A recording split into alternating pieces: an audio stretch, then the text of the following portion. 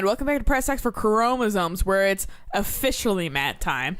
We had, you guys can watch our first episode of Matt.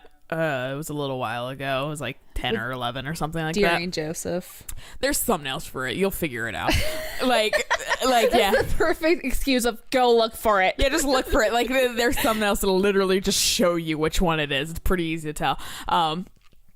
We redid his date, so we got an S rank. What? But just because also we didn't have the save file for it anymore. So we've blasted through that. And now we are on date number 2. Second date. Yeah. Yeah. Yes. Apparently there's a trophy for fucking getting Amanda's Bad ending. Yeah. Instead of messaging the guy, why don't I just walk over and grab some coffee? I'm feeling really sluggish today anyway. Amanda sticks her head out of her room. Father! Want to go to the Coffee Spoon? Oh, so you can get called cool once, and now you're the cool dad who hangs out at coffee shops and listens to neo jazz and stuff? Dude, that's the way you get customers. Right. Amanda. Are you going to bring your laptop and your leather-bound journal so you can work on your poetry anthology? Okay, I'm a sucker for those aesthetics, but I never found like a fucking use for them. And whenever I see people with them, I'm like, oh, really?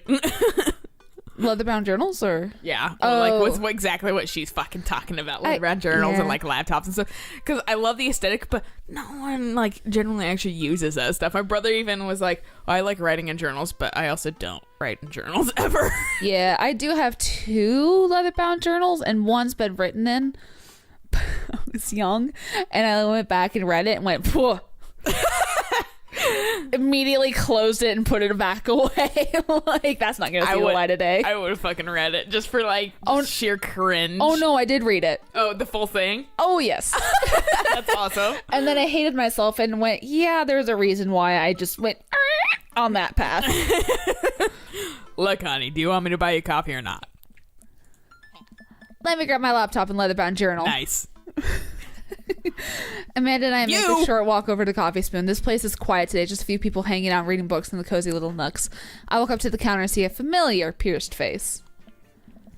Was I Pablo? I think you were. Okay, do you want me to do Matt? No, I'll do Matt. Okay, I don't mind. I'll do Robert. I particularly didn't want to do because he was rough on my voice, right? And I didn't want to switch him up for me specifically. I feel like I would have just gotten back into the. So yeah, I can do Matt because Matt's not too hard. He just rattles. Yeah, like your dad. Rambles. Yeah, fucking long-winded. Hey, you were the dude I yelled at a bunch the other night. Amanda cast a sideways glance at me. He tried to sell me shirts. Also, I was Matt in the first episode too, so might as well. Of Matt's date. True. So I might as well keep it consistent. And who might you be, miss? This is my daughter. Why are you dadding at him? Right? This is my daughter, Amanda. The person I am father to and am very protective of. An honor to make your acquaintance. My name is Pablo. Did I mention that I make witch house music? I wouldn't call witch house music, but okay. A piercing blow to my ego, although not one that will dissuade my needs to impress you. My innate dad senses tingle. I am overwhelmed with a fatherly protective energy. I must do something to protect my child. Reappropriate lines from Taken. I said Tolkien. I did too, honestly. I did too. Do we want to change the subject?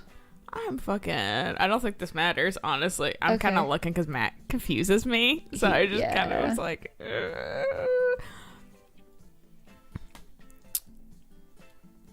I'm going to change the fucking subject. Anyways, Pablo, I didn't know you worked here. Yeah, man, today's my first day. Matt's still training me. Oh, yeah. Albert. Matt comes out from washing dishes in the back room to meet Amanda and I. He and I high five as fellow cool people do. I see you've met my newest employee. At your service. Although I'm only here until vacant veil. Cross, vacant veil, cross. I remember you doing that last time too. What's that? Well, we have to put out a record first. All right, Pablo. Now what do we do with customers again? Not dressed like that. Right, yes. I mean, sure, I guess. Just at least his hair looks clean. As long as you like fucking my food's fine, I don't give a fuck, honestly. And you don't smell. I don't want to smell you. Pablo clears his throat. Hello, good folk of Maple Bay. Can I interest you in a tasty caffeinated beverage? Claws to my, I don't want to smell. I don't want to smell you if I'm a distance away from you. If I'm like hugging you, sure, but fucking not a distance away. Right. Not con smell. Yeah. Yeah. A smashing pumpkin spice latte, please. A classic. And you? Father John Misto from my guide. Please.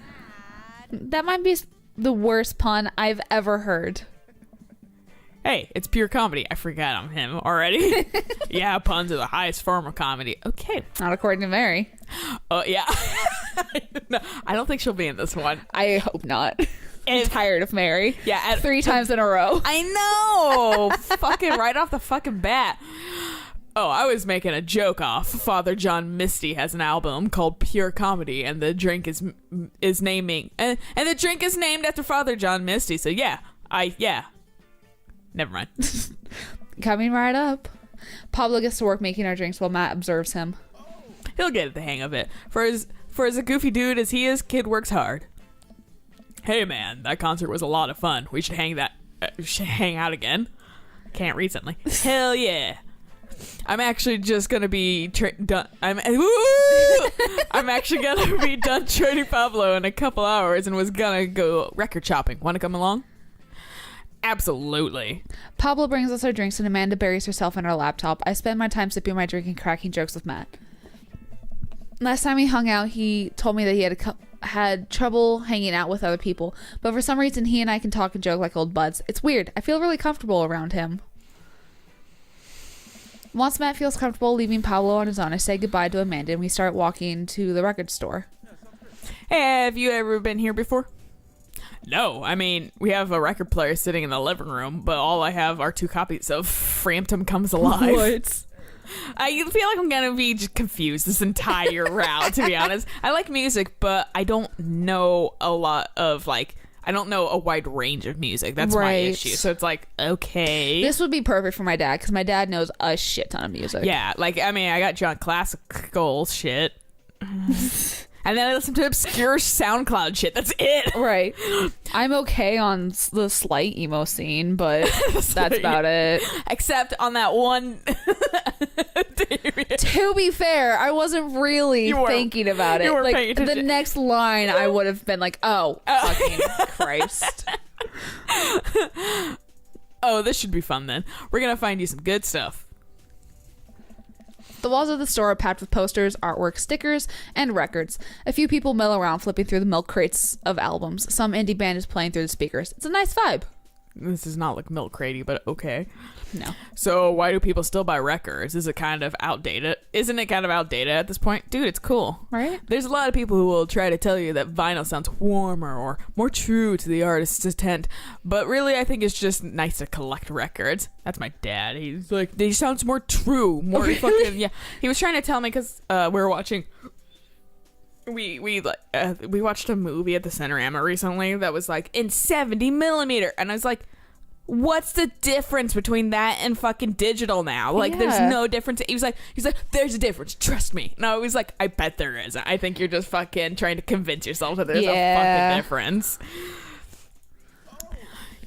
It's cool that in this day and age, we have just about every song ever created available instantaneously on our phones. But there's something about holding an album and getting to see the artwork in your hands that I'll always love. So, and I'm good with that. You're not fucking hoity-toity about it. That's why I try to get as many of the records that I love in physical form as possible. Remember when we were kids and would have to wait around by the radio with a cassette so that we could record our favorite songs? I realized we're in the same age group as our dad. Oh, fuck.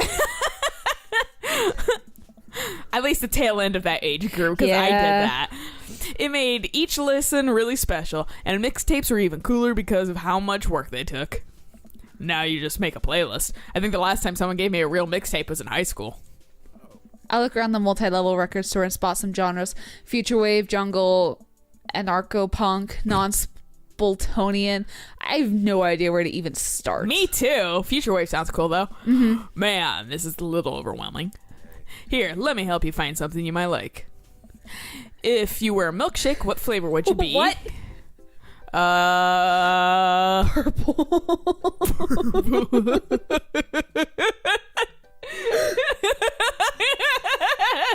I want to go with like cookies and cream almost, but like, should we just go with purple for the fucking hell of it? Do you want to save first, just in case? As far as I know, this one doesn't actually matter. Oh, okay. Yeah. Okay, then let's go with purple. Purple. Oh, okay. If you could buy one type of candle scent for the rest of your life, what would it be? Violence cherry blossom. Camouflage summer breeze. I know cherry blossom smells good. I don't know what the power of violence part of it is. Power of violence cherry blossom. What's your favorite ambient sound? Lilia making that noise. Oh, Star Trek. To be fair, I actually do like that. I like that and rain. Yeah, I do also kind of like Bowling Alley. Howls of the Bone Chorus, Star Trek Bridge ambience.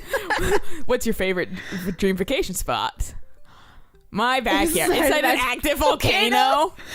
Living off the fat land in Ibiza. Starting a new life in the Baltics. I don't know what Ibiza is. All I know is that it's fucking, I think drugs are legal there. Like, yeah. What's your deepest, darkest fear?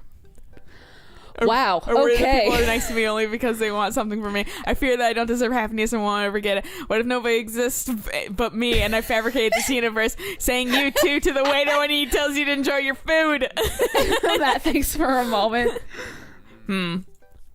Oh, I know just the thing. Do you? Matt runs to the other end of the store and returns holding a record behind his back. He shows it to me. This is rap music by Killer Mike. Sound like you wanted some mean stuff. This album, he actually will get you fucking like mystery schools. Will he really? Yeah, literally, oh, nice. depending on answers. Sound like you wanted some mean stuff. This album is actually produced by LP, so you can technically consider it the predecessor to all the run of the jewels stuff they've been doing. Whoa, dude! Thanks for the recommendation. You're gonna have a great time with it, promise. Matt and I bring our records to the cash register. A young girl with a septum ring and a buzz cut stands behind the counter with one earbud in. Usual stuff today, Matt. Just some light pickups. Matt places 3 albums on the counter. Swear to God, Oh, here it is, yeah. Okay. Swear I'm Good at This by Diet Sig, Forever by Mystery Schools, and Greatest Hits by Remo Drive. Fucking dude, get with the times. There's a new one out by Mystery Schools. Yeah, Jeez. there is. Tight. The cashier rings Matt up and hands back his albums in the back. She stares at me suspiciously. Who's a nerd? That nerd is my buddy Albert. Albert, this beacon of human charm is Molly. Oh, good, another Molly I can hate. I got kicked out of art school for destroying my paintings at the end of every critique. Lovely to meet you. What? Anyway, Matt, this is the open mic night still on. You know it. Are the Third Waves gonna do a special acoustic performance? I might see if I can get a few of the girls together.